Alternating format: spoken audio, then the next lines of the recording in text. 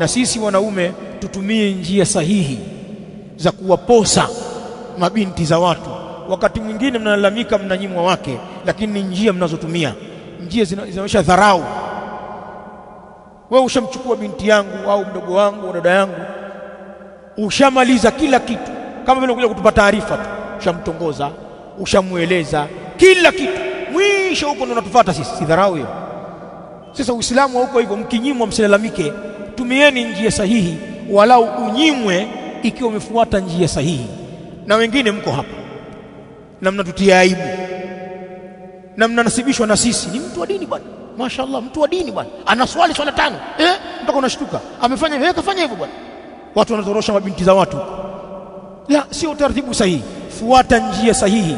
Sisi hatukubaliani na utaratibu wowote ulio kinyume na sunna.